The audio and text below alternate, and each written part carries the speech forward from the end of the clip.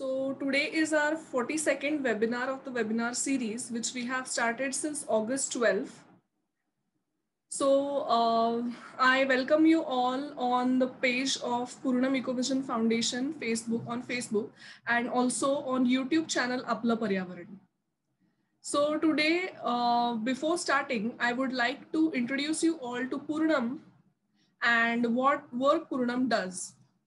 So Purnam is a non-profit organization working on environment and waste management since 8 years.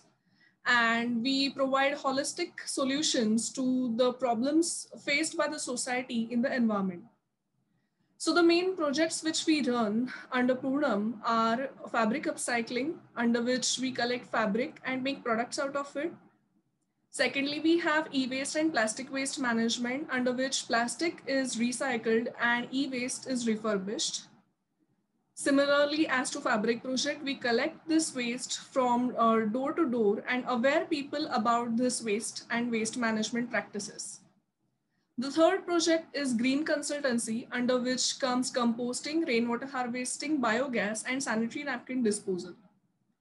So today we have a project related session, that is rainwater harvesting with us. And for that session, we have Mr. Ajay Dandekar sir with us. So let us get introduced to him. Today's session shall be English as well as in Marathi. It is going to be bilingual. So I shall be speaking in Marathi as well, and it will be translated in English for the non-Marathi speakers and viewers. So मी अजय सरांचं introduction सगळ्यांना करून देते. So आपले जे पाहुणे असे आहेत Ajay Dandekar sir यांच्याबद्दल सांगायचं म्हटलं तर ते कन्स्ट्रक्शन फील्ड आणि effluent treatment, power generation, manufacturing आणि IT मध्ये 30 वर्षांचा त्यांचा प्रोफेशनल एक्सपिरियन्स आहे. सरांनी 1988 मध्ये ज्युनियर इंजिनियर म्हणून स्वतःचं करिअर सुरू केलं आणि त्यांनी सुनिर्मिती नावाचा स्वतःची कंपनी सुरू केली. याचबरोबर ते पूर्णमचे टेक्निकल एक्सपर्ट म्हणून सुद्धा काम करत आहेत. Water conservation, water harvesting, solar power generation, solar water heater system हे सगळे आणि वेस्ट मॅनेजमेंट अशा विविध सुविधा ते पुरवतात. या कार्यक्रमादरम्यान कोणाला काही शंका किंवा प्रश्न असतील तर ते आपण शेवटी घेणार आहोत. त्यासाठी तुम्ही व्हिडिओच्या अंडरचा जो कमेंट बॉक्स असतो त्याच्यामध्ये तुमचे व्ह्यूज, प्रश्न हे तुम्ही विचारू शकता. So as I mentioned, I shall translate this into English also. So today we have our technical expert of Purnam Ecovision Foundation for rainwater harvesting, that is Ajay Dandekar sir. So he shall be guiding us for rainwater harvesting. The presentation is in English and he shall be telling it in Marathi as well. So let us start. Welcome Ajay sir. Thank you for associating with Purnam Ecovision Foundation. And without wasting any time, let us start with the session. So all our viewers will be able to interact with our speaker after the session. Yes. Hello, Thanks, sir. Tanvi. Thank you, sir. Thanks, Tanvi. Hello, everyone. Good afternoon and welcome to this session. मित्रांनो नमस्कार. आपण आता लवकरच सुरुवात करू. मी माझा screen share करतोय. नमस्कार मित्रांनो. Good afternoon friends. We'll start now. This is an important topic. All of you aware that rainwater or water basically is a natural resource. We cannot generate it. आपण ते काही उत्पन्न करू शकत नाही. तर ते महत्त्वाचा स्रोत आहे आणि तो आपण खूप केअरफुली वापरला पाहिजे.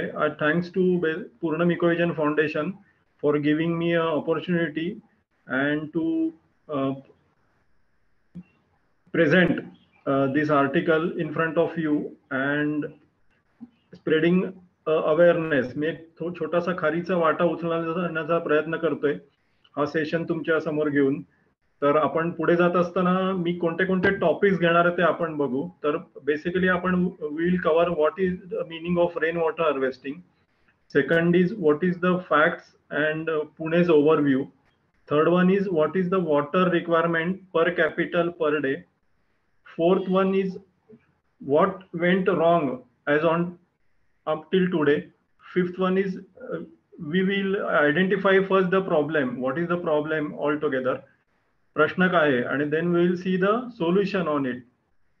Sixth one is what are the various types of rainwater harvesting. Then what is the important, what is our area of interest in that. Then seventh one is rainwater harvesting. If we did the rainwater harvesting, what will our benefits or payback from it. आपल्याला त्याच्यापासून काय मिळेल. जर आपण rain water harvesting केलं तर मला त्याच्यापासून काय मिळेल हा प्रत्येकाचा प्रश्न आहे. तो आपण उत्तर द्यायचा प्रयत्न करू. Next is how to do it.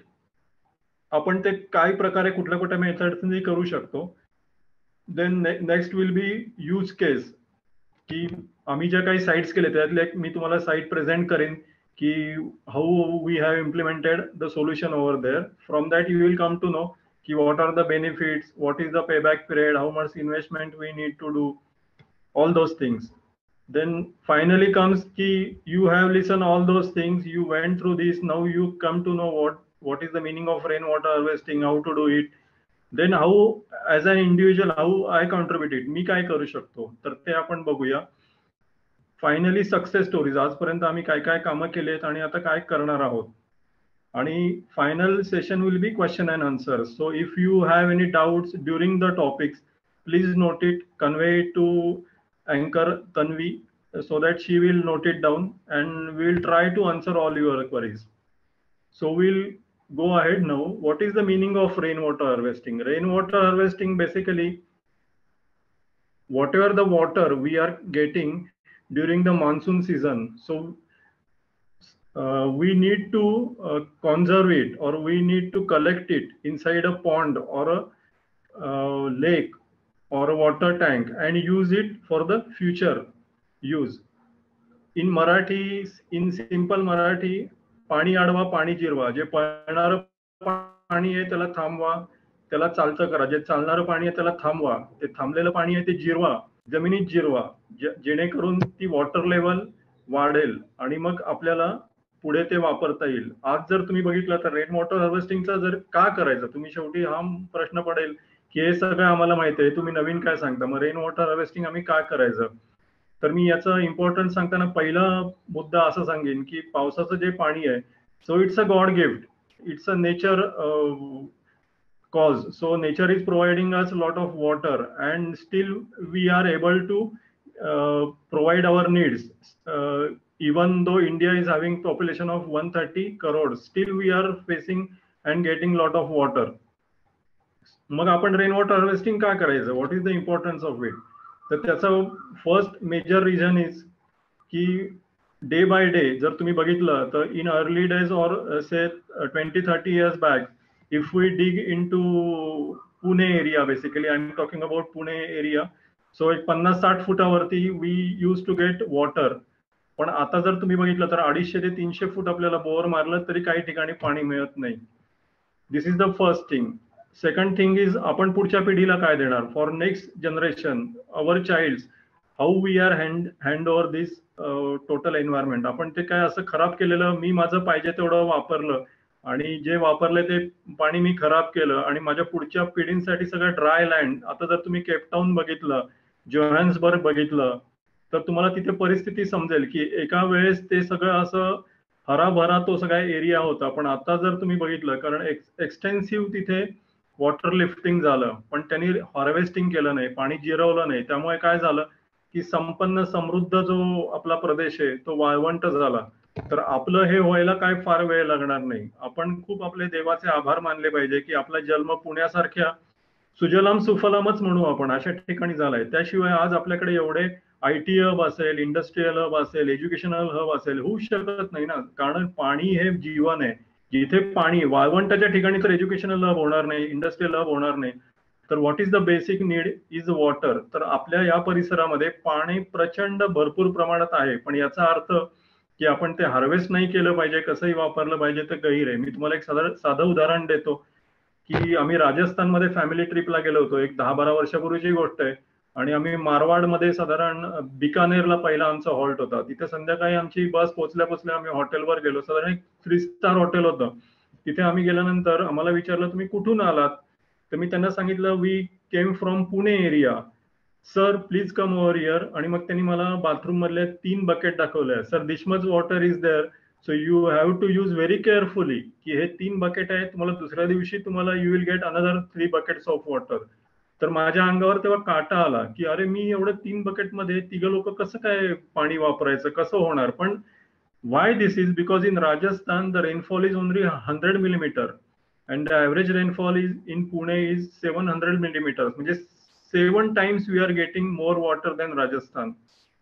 मग राजस्थान मध्ये जर लोक जीवन जगतायत, बीड उस्मानाबाद मध्ये लातूर मध्ये तुम्हाला आठवत असेल काही वर्षांपूर्वी आपल्याला रेल्वेनी पाणी पाठवायला लागतं. काही काही आपण असे फोटो बघतो, चित्र बघतो आणि डोळ्यामध्ये पाणी येतं की गरीब महिला वर्ग, शेतकरी हांडेच्या हांडे डोक्यावर घेऊन उन्हातान्हात कुठेतरी एका बावडीमध्ये विहिरीमध्ये चाललेले असतात आणि तिथून ते खाली तळाला गेलेलं पाणी असतं ते वर घेऊन येतात आणि ते आपल्या घरासाठी रोज वापरतात. मग आपल्याला जर नळाला असं फ्री मोफत पाणी मिळाल्यासारखं आपण वापरतोय तर ते खूप चुकीचं आहे. तर आपण हा इम्पॉर्टन्स समजून घ्यायला पाहिजे की आज मला जे मिळतंय ते जर मी व्यवस्थित कपॅसिटी नी वापरलं नाही तर ते निसर्गच माझ्याकडनं काढून घेईल. ही आपण खूणगाठ बाळगली पाहिजे. कारण मला जे मिळतंय ती माझी कपॅसिटी आहे, तर मी ती होल्ड करायला पाहिजे. मी ती गोष्ट प्रॉपरली वापरली पाहिजे, तरच ती परमेश्वर माझ्याकडे रिटर्न करेन. तर हा मंत्र सगळ्यांनी डोक्यामध्ये ठेवा. Third important point is basically the uneven distribution of water is going over around everywhere. Means in Pune also the same thing happens. In some area 24 hours water supply is there, in some area 8 hours water supply is there, in some area only 4 hours. And plus additional means suburb areas like Wagholi, Chandan Nagar, now Kharadi, Bhugav, Ambegaon, Nare, those are the additional sub areas now came to Pune. So there are also a lot of tankers uses are there. कारण तिथे पाणीच नाहीये, पाण्याचं दुर्भिक्ष आहे या एरियामध्ये. मग तिथे there is no PMC grid available. In that case what to do? तर याला रेन वॉटर हार्वेस्टिंग हेच एक सोल्युशन आहे. जेव्हा PMC चं मीटरिंग सिस्टीम चालू होईल down the lines after 2 years, there might be a chance that PMC will start supplying the water daily to a single society or a family through a metering system. In that case आपण जर असा गैरवापर केला, जर व्यवस्थित पाणी वापरलं नाही तर आपल्याला खूप प्रॉब्लेम फेस करायला लागतील आणि मग त्यावेळेस तुम्हाला हे रेन वॉटर हार्वेस्टिंग म्हणजे हँडी होईल. तर this is all together about the overall rain water harvesting. Now will go to the Pune overview. So what are the facts of Pune? Basically, if we refer the census of 2011, the population of Pune is 31.25 lakhs. This is as per records of 2011. Now almost 10 years are over. So the population is forecasted population is around now 40 lakhs. All migrated workers, IT people, everyone coming to Pune because as I told you, Pune is a manufacturing hub, IT hub, earlier educational hub. Because of this, lot of people migrated over here and now started living over here. So Pune's population around about 40 lakhs. What is the average rainfall in Pune? That is 700 millimeter. So last year it was around 1000 millimeter. Last year it was around 12,000 millimeter, 1200 millimeter. Sorry. So 1200 and 1000 millimeter. Subsequently, for last 2 years we are getting very good rainfall. So because of that, people might think that अरे इतना काफी अच्छी बारिश हो रही है और sir आप rainfall और रेन वाटर हार्वेस्टिंग और ये क्यों बोल रहे हैं. तो मित्रांनो असं कन्फ्युज होऊ नका. जरी पाऊस भरपूर असला तरी कधीतरी मध्येच ती cycle might change and you will get a drought year or might be you will get rainfall of say 500 millimeter किंवा or 600 millimeter. In that case you will start running for the water. Third point is what are the various rivers coming to Pune to supply the water, that is Mula, Mutha and Pauna. What are the dams located? Basically Khadakwasla, Panshet, Warasgaon and Temgar are constructed. These dams holds around 30 TMC of water. this is the most important point. How much is the individual requirement of a domestic water per person? In engineering term, it is known as per capita demand. So 135 liters per day per person is the basic theoretical requirement. If you refer to any water supply book of Khurana, or many people written these things. So if you refer that, the basic need is 135 liters per day per person. But now the amenities added to the basically developed cities like swimming pool, jacuzzi, tub baths, then 3 BHK flats, then penthouses, gyms, swimming pools, all those things, additional things are there. Many four-wheelers are also there. So now the consumption is now increased, and it is around about 200 to 250 liters per day per person. Okay. There are plenty of natural resources also available in and around Pune. You are aware of that. One is Katras Lake, second one is Pashan Lake, third one is Lakaki Lake.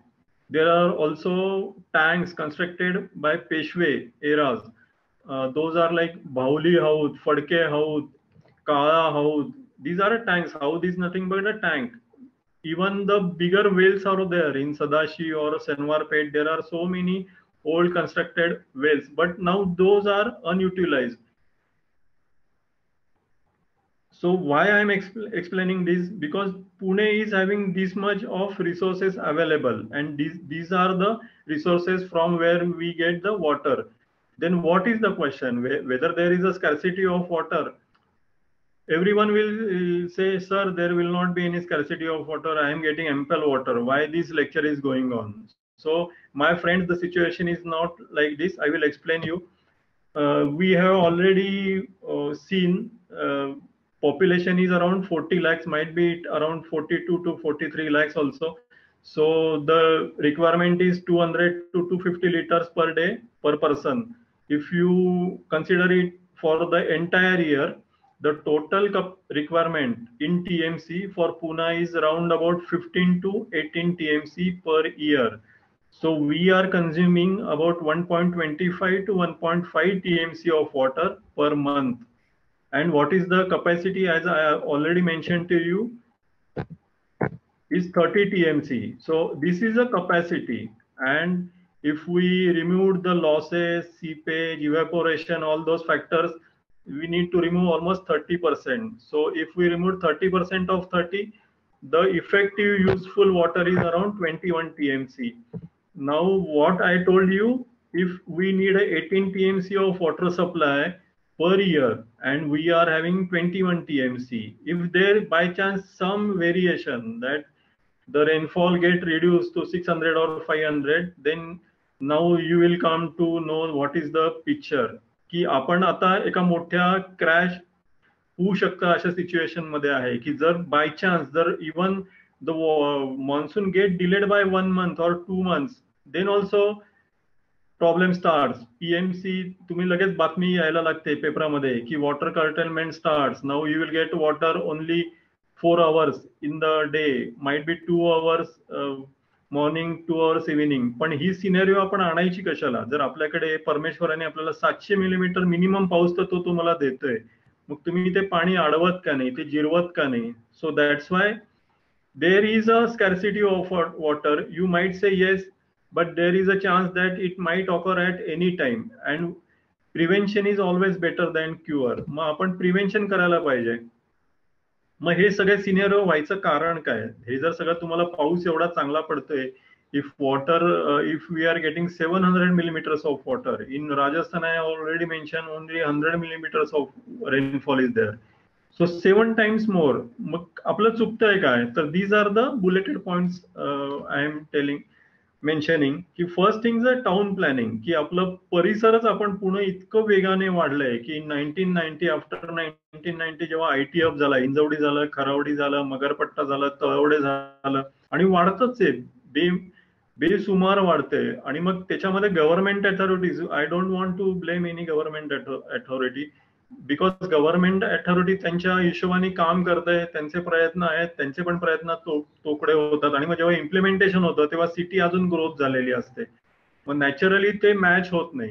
Second point is the water collection. Ideally, theoretically, if you refer any textbook of water system or water technology, you will come to know there should be three types of pipes. One is the storm water type where we need to connect only the rainwater. Second one is the sewage pipe, and third one is the sewage pipe. Sewage is that is water coming only from bathroom and sinks. Sewage is coming from water closet, only that much wastewater. And third one is the rainwater. But ideally, if any builder or even for our society, if we constructed all these three lines and we want to connect it to the main grid, if you come on the road and see the main grid, there will not be such three lines available. This is the problem. So what happened, any drop of water, पावसाचा थेंब जर जमिनीवर आपल्याकडे पडला तर तो 5 मिनिटांमध्ये line मध्ये मिक्स होतो आणि रिव्हर मध्ये जातो. आणि रिव्हरची आता नदीची परिस्थिती तुम्हाला काय हे सगळ्यांना माहितीच आहे. म्हणजे ते वेस्टच होतं ना. 5 मिनिटात जर पावसाचा थेंब आपल्या गच्चीवरनं खाली आला, तो ड्रेन मध्ये गेला, ड्रेन मधनं पुढच्या 5व्या मिनिटाला तो जर रिव्हर मध्ये गेला तर इट्स युजलेस. तर हे दोन महत्वाचे मुद्दे आहेत. तिसरा महत्वाचा मुद्दा काय, तर पूर्वी जर तुम्ही बघितलं असेल 20 years back 30 years back old houses were there आणि there are plenty of uncovered ground was available, की जिथं पाणी मुरायचं, पाणी पर्क्युलेट व्हायचं, सिपेज व्हायचं आणि त्यामुळे काय व्हायचं की ग्राउंड लेवल वॉटरची मेंटेन राहायची. पण because of the increase in the roads, percentage of roads, pavements, footpaths, buildings, then everywhere pavement blocks are there, concreting is there. Because of that, the area of penetration, available area of penetration is drastically reduced. आणि मग यांनी काय होतं तर पाणी percolate होत नाही, जिरत नाही. नाहीतर पूर्वी काय व्हायचं की वॉटर कन्झर्वेशन ऑटोमॅटिकली व्हायचं, तुम्हाला ही स्पेशल एफर्ट घ्यावी लागायची नाही. पण आता हे घ्यावी लागेल. तुम्ही जर पूर्वीची कोकणातली घरं बघितली असेल तर आपल्याकडे जरी उतरत्या छपराची घरं असली तर बाजूनी एक पागोळी असते आणि तिथे दगडी बांधकाम केलेलं असतं. इव्हन जर तुम्ही बाथरूम मधलं जरी पाणी असेल तर त्या चारीमध्ये सोडलेलं असेल आणि मग ती जे पाणी आहे ते बरोबर कुठल्या तरी झाडाच्या खाली किंवा केळ्याचं झाड असेल तर तिथे जायचं, फणसाचं झाड असेल तिथे जायचं, आंब्याच्या झाडाला अळ केलेलं असेल तिथे ऑटोमॅटिकली पाणी जातं आणि ऑटोमॅटिकली रेन वॉटर हार्वेस्टिंग होतं, रियूज होतं. पण आता ही परिस्थिती शहरामध्ये नाहीये आणि ते करणंही शक्य नाहीये. मग त्याच्यासाठी तुम्हाला we need to take special effort for this. Will go ahead. Last important point. आता आपण फक्त म्हटलं की काय चुकलं, we are showing the finger to other. Now 3 fingers are towards we all. आपण पण बेजबाबदारपणे पाणी वापरतो. तर these are the bulleted points I am keeping as a eye openers in front of you. मी एक ब्रशिंग करतोय, मी शेविंग करतोय, तेव्हा मला एखादा कॉल येतो, मग मी माझा नळ तसाच ओपन राहतो. तर मित्रांनो, 1 मिनिट जर आपला अर्धा इंची कॉक जर ओपन राहिला तर आपण साधारण 3 लिटर पाणी वाया घालवतो. आता 3 लिटर पाणी जर वाया गेलं तर काय एवढं, माझे टाकी तर भरले ना वरती, तुम्ही काय मला सांगता. अहो पण मित्रांनो, आपण जर ट्रॅव्हलला गेलो, कुठे सिनेमाला गेलो, पिक्चरला गेलो, आपण 1 लिटरचं बिस्लरी बॉटल घेतो, त्याची कॉस्ट 20 रुपये, 3 लिटरची किंमत झाली 60 रुपये.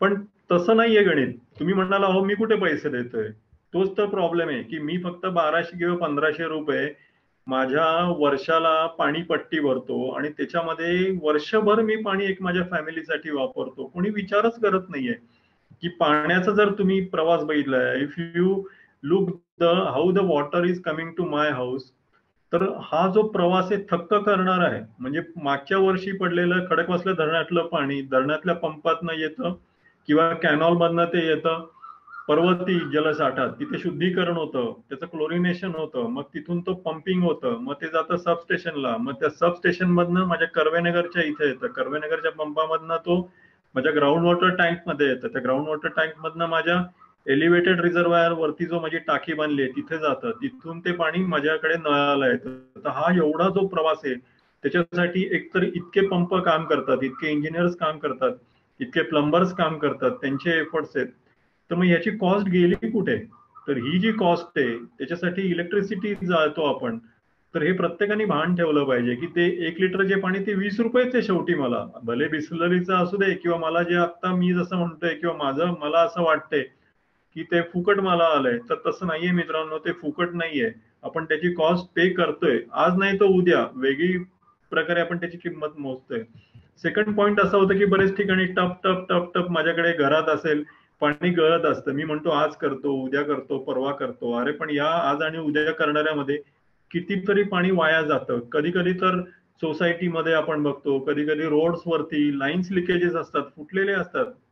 जनरल माणसाची वृत्ती आहे की मला काय त्याचं, बघेल ना कोणतरी, कॉर्पोरेशन बघेल तेव्हा करेल. अरे पण एवढं लिटर पाणी वाया जातंय ना, जे तुम्हाला साठवलंय ते अनयुटिलाइज होतंय का? हे राजस्थानमध्ये चालेल का मित्रांनो? बिलकुल चालायचं नाही ना, कारण तिथे 100 मिलीमीटर पाऊस आहे. केपटाऊनला चालेल का? तुम्हाला मारतीलच धरून, शक्यच नाही. वॉर फ्रंट वरती करून घेतील. मग इथं का चालतं? कारण आपल्याकडे देवकृपेने आपण सुजलाम सुफलाम भूमीत बसलो आहोत. पण आंब्याच्या झाडाखाली आपण बसलोय म्हणून आपण काहीतरी मजा मारायला अर्थ नाही ना. आपण आपला सिरियसनेस ठेवायला पाहिजे. तर हे पॉइंट्स मी तुम्हाला कुणाला म्हणजे दुखवण्यासाठी, आपलं वागणं ब्लेम करण्यासाठी बोलत नाही, पण these are the eye openers. आपण डोक्यामध्ये कायम ही कुणगाट माळगली पाहिजे की मी हे जे पाणी वापरतोय गैर आहे का, योग्य रीतीने वापर करतोय का, प्रत्येकाने विचार करायला पाहिजे. थर्ड पॉइंट इज की आपण काय करतो की बरेच ठिकाणी आउटस्कर्ट्स मध्ये 2 किंवा 3 तास, only 2 or 3 hours the water is supplied. तर मग गृहिणी काय करते, आजचं पाणी भरून घेतलं, आता उद्या भरताना सकाळी 9 वाजता काय होतं, 2 बकेट तशाच फुल आहेत भरलेल्या. मग ती काय करते, नको रे आता हे शिळ झालं पाणी, आता ताजं घेऊ. But there is no fresh or stale water. Please remember, water म्हणजे जीवन आहे, आणि जीवन हे कधी म्हणजे शिळ आणि ताजं असं होतच नाही. कारण बेसिकली आपलं जे पाणी मिळते ते मागच्या वर्षीचं खडकवासला धरणातलं, टेंगर मधल्या धरणातलं माझ्याकडे घरात आलेलं आहे. तर ते शिळ आणि ताजं असायचं कारणच नाही. पुढचा महत्वाचा पॉइंट असा आहे की आपण कुकिंगसाठी पाणी वापरतो, पिण्यासाठी पाणी वापरतो. मग जेवढं पाहिजे तेवढं घ्या ना. आपण बफेला जसं डिनर घेतो की मला लागते तेवढंच पाणी घे, परत कॉक बंद कर, परत लागलं परत घे, परत बंद कर. नाही तर याच्यात काय होतं, मी पूर्ण बकेट भरून घेतो, अर्धी बकेटच वापरतो, अर्धी बकेट थ्रो करतो. पण ती अर्धी बकेट जे 10 लिटर मी फेकून दिलंय ते 5व्या मिनिटाला मी तुम्हाला म्हटल्याप्रमाणे नदीत जातं. आणि नदीत न गेल्यानंतर होतं काय, शेवटी मी ईटीपी आणि एसटीपी वरचा लोड वाढवतो, कारण त्याचं पण डिझाईन फिक्स आहे ना. जर मी इथनं वाया घालवलेलं पाणी डायरेक्ट नदीतच सोडलं आणि नदी सुद्धा कुठेतरी जाऊन ट्रीटमेंट करते, त्याच्यावर आज प्रत्येक प्रभागामध्ये कॉर्पोरेशननी एसटीपी बिल्ड केलेत. If I am increasing the load on secondary treatment plant, again the energy issue is there. So please avoid all these factors. Last one is very important, आणि मी ही सगळीकडे बघतो. I am observing this everywhere. People are using domestic water to wash the vehicles. This is serious matter, very wrong. कृपया वापरू नका. तुमच्याकडे boring असेल, बोरिंगचं पाणी वापरा. रियुजेबल काही असेल तर तसं पाणी वापरा. बकेटमध्ये पाणी घ्या आणि तुमचे व्हेकल्स वॉश करा. मग हे झाले सगळे प्रॉब्लेम. आता हे जर प्रॉब्लेम आपल्याला अवॉइड करायचा असेल तर आपली त्रिसूत्री काय, what is the key to success? 3 R's. 3 R's म्हणजे काय? Reduce, reuse, recycle. रिड्यूस म्हणजे काय? समजा मी आत्ताच तुम्हाला सांगितलं की मी कुकिंगसाठी पाणी घेतलं किंवा मी वॉशिंगसाठी पाणी घेतलं, तर मला लागतंय किती, समजा मी अँटिसिपेट केलं मला 15 लिटर पाणी पाहिजे. ठीक आहे, तेवढंच घे, त्याच्या अर्धच घे, परत लागलं परत न सोड, परत घे. आणि तुझं क्वांटिटी रिड्यूस कर आणि वेस्टेज कमी कर. रियूज म्हणजे कसं, किंवा अजून एक तुम्हाला रिड्यूसचं एक्झाम्पल देतो. रिड्यूसचं एक्झाम्पल म्हणजे काय, मी समजा माझी व्हेकल वॉश करतोय, नॅचरली आपण करत नाही, आपण खाली जो आपले वॉचमन काका असतात किंवा एखादा सफाई कामगार असतो त्याला we deploy that person and ask him to do the washing of my vehicle. तो काय करतो, त्याला 10 गाड्या धुवायच्या असतात. He wants to wash 10 vehicles. तो काय करतो, he put a pipe over there and start sprinkling over the vehicle. यांनी काय होतं, मी तुम्हाला ऑलरेडी म्हटलं की एका मिनिटामध्ये 3 लिटर पाणी, त्यांनी जर 10 मिनिटं पाईप लावला तर 30 लिटर्स पाणी जातं. Instead of that, how to reduce it? Ask him to take a water of 2 liters in a bucket, a cloth ge, and mop the vehicle with the wet cloth. So it will definitely reduce the quantity of water. This is a example of reduce. How to reuse? Reuse is basically when we are washing the vegetables or any other thing, keep a pot or a drum below so that the wash water get collected below, and that water we can utilize for plants. So this is an example of reuse. What is the recycle? Recycling, you are aware, in town planning schemes, there are secondary treatment or effluent treatment plants are there, where we recycle the water. First time a potable water, second time we will use for the flushing, third time again we will use for the flushing, fourth time it is not possible. So it will again treated to STP, and finally we sprinkle that water on the garden, or maybe watering the plants, used for watering the plants. Like that we can recycle the water, and each and every drop of water we can recycle and reuse. I will give you sort of example of two companies where I work. One is Wipro Technologies, and one is Tata Motors, where the MIDC supplied a single drop of water, each and every drop of water both the companies are using, and they will not allow a single drop of water to leave their campus. So this is a fantastic example of recycle. Please visit those companies. If you get a chance, please visit and see how they are utilizing. ते कसं वापरतात, पुनर्वापर करतात, ते reduce करतात, reuse करतात, recycle करतात. तर आपण हे आपल्या सोसायटीमध्ये करायला पाहिजे. जर आपलं सोसायटी जर स्मार्ट झाली, आपलं घर स्मार्ट झालं, तरच आपलं सिटी स्मार्ट होणार आहे. मग हे सगळं कशाने करता येईल? हे these are the problems we have identify. मग आपण हे करू कसं शकतो? तर हे करण्यासाठी आपल्याला, मी तुम्हाला जे what is the main topic here is, I put all the several problems of you. भरपूर प्रॉब्लेमची लिस्ट सांगितली की आपण गैरवापर कसा होतो, पाणी वाया कसं जातं. पण अरे बाबा, मग मला काय करता येईल? How I can contribute over here, how I can do the water saving. So rain water harvesting is the solution. बंधारे बांधले, शेततळी बांधली, नंतर त्यांनी वेल्स बनवल्या, लेक्स केले, नंतर वॉटर सप्लाय स्कीम्स केल्या, आणि आता तो सुजलाम सुफलाम प्रदेश झालाय. तर this is the best example of surface water harvesting. पण this is not of our interest, कारण we are living in develop city like Pune, where we are living in a RCC constructed building or a house or a society. So our area of interest is roof water harvesting. So how to do that? We'll come to that. So there are basically three. These are actually methods. You can add different methods also, but these are the four typical methods where you can implement rainwater harvesting by these four methods. First is the recharging of water tank. Whatever the your groundwater tank available, please recharge it. You might need to put a filter first and filter the water and recharge it. The filters are various types of filters are there. I will explain that again afterwards. Second example is of simple recharging pit. We'll go down. So this is whatever I was saying. This is a recharging of existing water tanks. So here we are fitting one HDPE rain catcher filter, and the downtake pipe. You will be able to see that is an inlet connection to the filter. The filter water now we are collecting into the groundwater tank for the further use, and the drain outlet must be observing. So that is all the dirty water, we let it go into the drain. Second one is a simple recharging. I do not want to recharge my water tank because I am getting, someone might say, I do not want to recharge, but still as a environment conscious, I want to conserve the water. Then what to do? Create a simple recharge pit. The recharge pit might be, this is, you need to take the help of any consultant, like rainwater harvest consultant over here. This much is the my roof area, and how much pit size I need to mention. So generally we are taking 5 feet by 5 feet by 5 feet. Then we are constructing a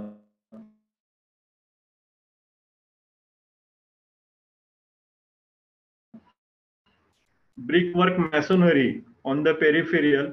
Then we are putting 4 different material over there. Layer is of a 40 millimeter metal. Metal is the aggregate. That is a crust stone. Then third layer is a 20 mm half inch metal, or 20 mm 3/4 inch metal. And finally we'll put a coarse sand over there. Coarse sand nothing but आपण जे प्लरला वापरतो, after सिविंग जे खाली balance राहतं that is nothing but तर पावसाचं पाणी आपण इथं पाईप मध्ये दिसतंय त्याप्रमाणे त्या फिल्टर मध्ये सोडतो आणि मग तो फिल्टर ते खाली जे ऍक्विफायर आहे जे खाली झरे आहेत भूमीमध्ये ते रिचार्ज होतात जेणेकरून तुमची पाण्याची पातळी वाढेल किंवा मेंटेन राहील. Third one in this is the simple. I am showing you a society where there are 3 wings, A wing, B wing, and C wing. So there is one existing bore also. I have shown it over here. Small circle is there in between. So we have constructed a pit over there for the charging of the existing bore. Then we have collected all the 3 downtakes from B wing, A wing, and C wing as shown in the figure. Then we are centrally connected into a single manhole. From that manhole, one header line is coming in, that is RCC pipe of 1 feet, and we are connecting it to the filter. So filter, as I already mentioned you, we have collected from the boulders, then 40 mm metal, 20 mm metal, and coarse sand. So these sieving natural will happen and the sieved water will be percolated or seepage through the downstream. This is the same thing we have done. This is a pictorial. What is the live means we have done it in Kumar Saket Karvenagar. And these are the basically HDPE filter. So now I will show you one demo of running filter. You will able to see.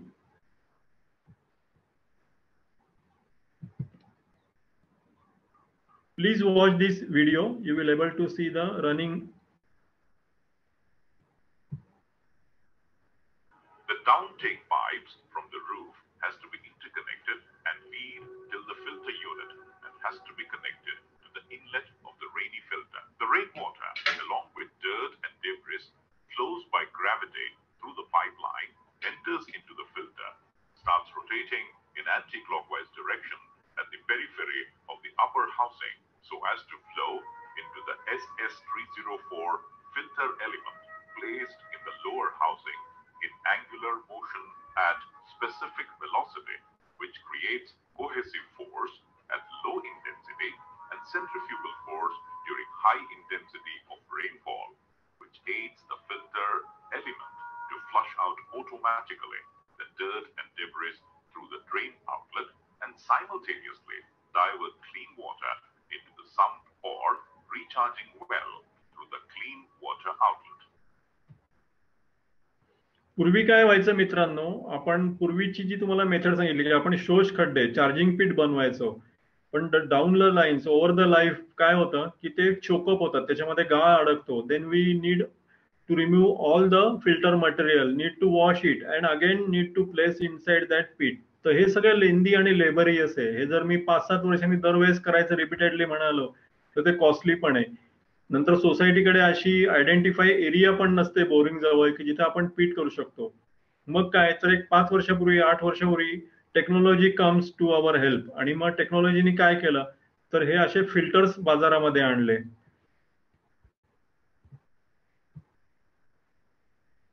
ज्याचा आपल्याला उपयोग होतोय. तर हा जो filter आहे हा basically centrifugal action वरती वर्क होतो. तुम्ही स्लाइड मध्ये बघितलंच आहे की जे हेवी पार्टिकल्स आहेत ते डायरेक्टली ड्रेन आउट होतात आणि because of the water action ते सीव झालेलं जे पाणी आहे ते बरोबर तुमचं क्लीन वॉटर म्हणून बाहेर येतं आणि मग ते आपण एकतर we can recharge the bore or we can recharge the ground water tank and utilise it for the further need.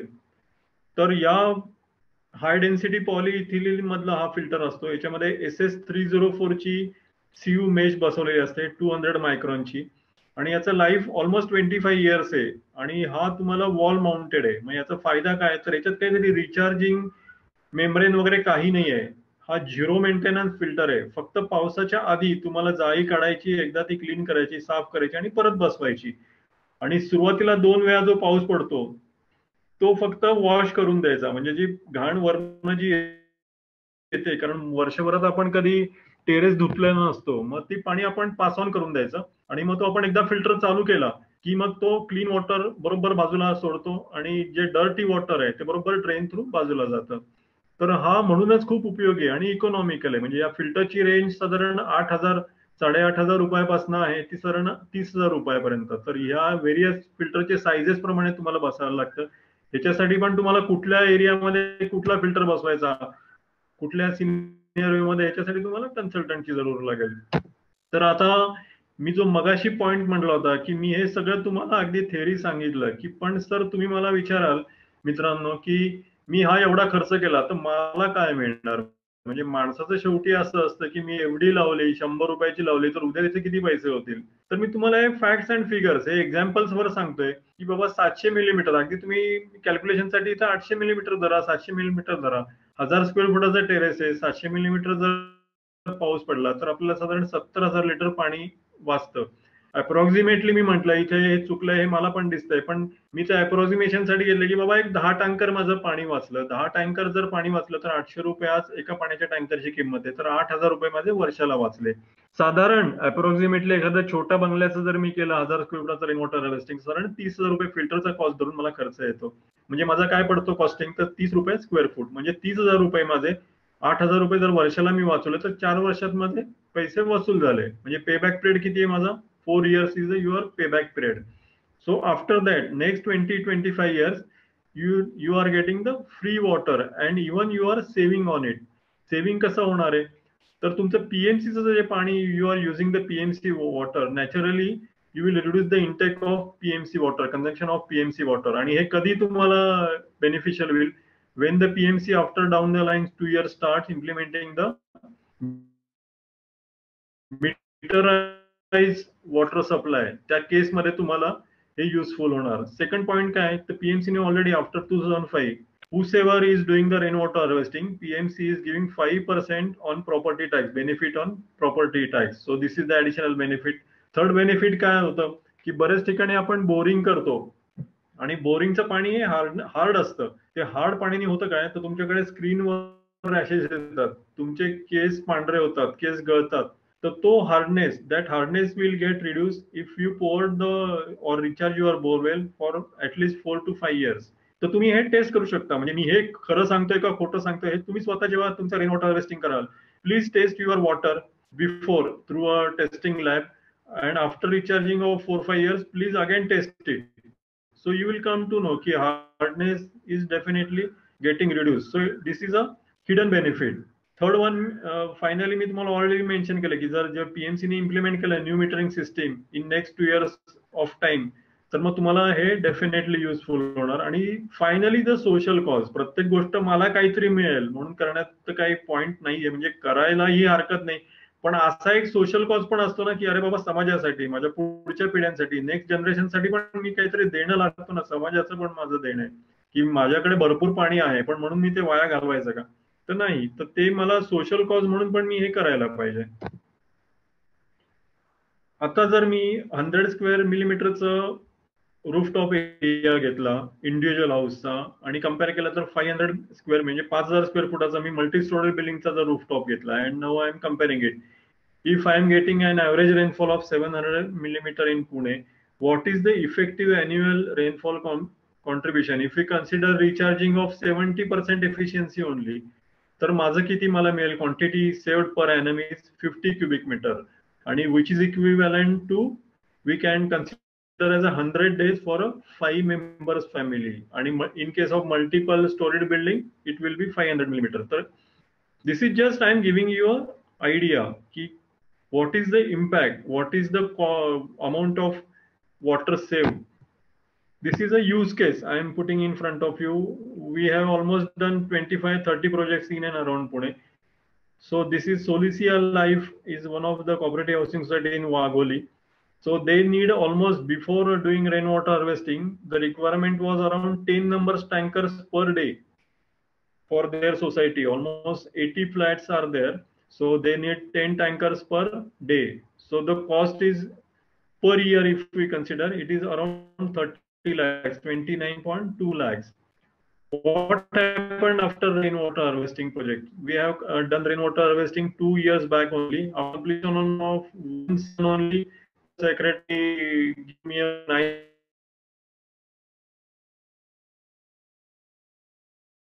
if we consider that in entire monsoon they able to save all the 4 months, and he told me now the quantity of 10 is converted requirement to 8 only. Now they need only 8 tankers per day throughout the year. So what is the total saving? 2 tankers for 365 days. The total saving was around 5.8 lakhs.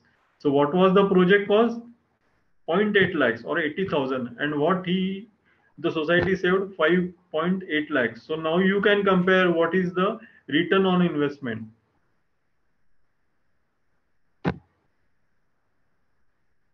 Now we are moving to the final of this session. I have already discussed everything, means how to do the rainwater harvesting, what are the types, what is the importance, why to do. I have heard, means you friends all you have went through it.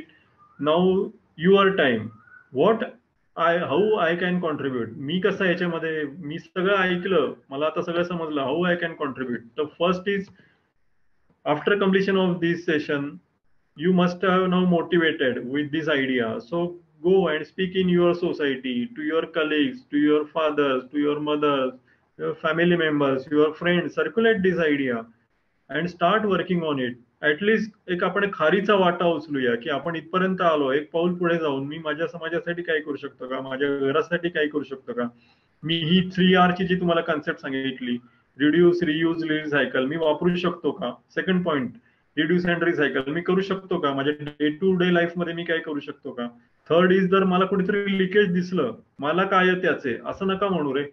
कुठे जर तुम्हाला खरंच गळती दिसली तर माझ्या कॉर्पोरेटरला मला phone करता येईल का, टीएमसीच्या ऑफिसला मला काही नोटिफाय करता येईल का, कन्सर्न अथॉरिटीला. मी काय असं म्हणत नाही जाऊन भांडा, पण रिपोर्ट तर करा, की रिपोर्ट तर करा, लिकेज रिपोर्ट करा. मी जसं म्हटलं, कोणीतरी रॉंग आहे, कुठलं तरी पाईप वापरतोय आणि प्यायच्या पाण्याने माझी गाडी धुतोय, चुकीचं आहे. त्याला समजावून सांगा, चांगल्या शब्दात सांगा की बाबा पाणी हे मौल्यवान आहे, असं त्याचा गैरवापर करू नको, रॉंग वापर करू नको, आणि प्यायचं पाणी वापरू नको. दुसरं काही तुझं जर रियूज किंवा रेन वॉटरचं जर पाणी असेल तर ते वापर अशा वेळेस. तुला फ्लोअर मॉपिंग करायचं असेल, बोरिंगचं पाणी वापर.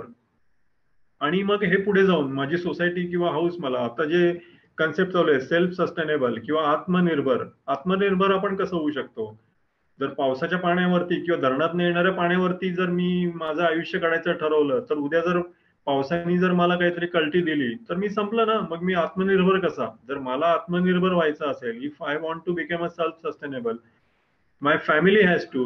If my family has to, then my house, my society has to be self-sustainable and smart.